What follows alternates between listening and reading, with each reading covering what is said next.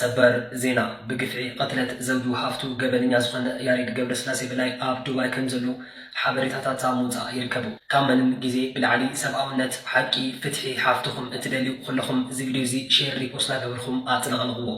ብዓለም ለኸ ኢንተርፖል እተተሓይዙ ንክበፅእ ብዙሓት ኣብ ዓብዪ ጎስጓስ ይርከቡ። ፍትሒ ኢንገስ ደም ሓፍትና ብከንቱ ፈሲሱ ክተርፍ የብሉን ዝብሉ ድምፅታት ኣብ መላእ ህዝቢ ኣጥለቕሊቑ ይርከብ። እዚ ቪድዮ እዚ ናብ ኩሉ ልክበፃሕ ሼር ሪፖስት ብምግባር ተሓባበሩ። ደብዳብ ድሮን ተፈፂሙ ሎም 18 ዓ.ም መንግስቲ ኢትዮጵያ ኣብ ከባብታት ራያን እንዳባጉናን ደብዳባት ድሮን ከም ዝፈፀመ ተገሊጹ። ኣብ ዞባ ደቡብ ትግራይ ወረዳ ራያ ዓዘቦ ጣብያ ገነቲ ዝተፈፀመ ኮይኑ ኣብ እንዳባጉና ድማ ፍሉይ ቦታ ዓዲ ገብሩ ዝተፈፀመ ከም ዝኾነ ዝተረኸበ ሓበሬታ የመላኽት።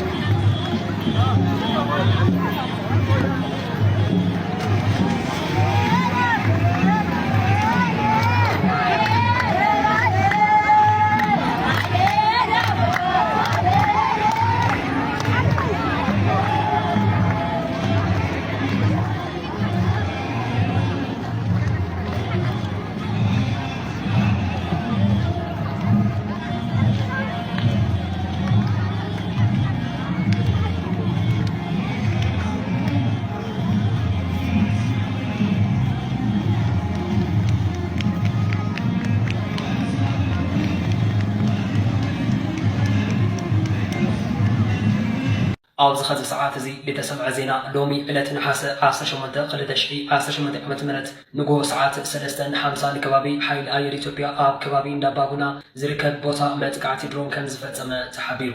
ሰላም ንኹሉ ዓለም፣ ሰላም ለዓድና። ሎሚ 18 ነሓሰ 2018 ዓ.ም ኣብ ዞባ ደቡብ ትግራይ ወረዳ ራያ ዓዘቦ ጣብያ ገነቲ ደብዳብ ድሮን ተፈፂሙ።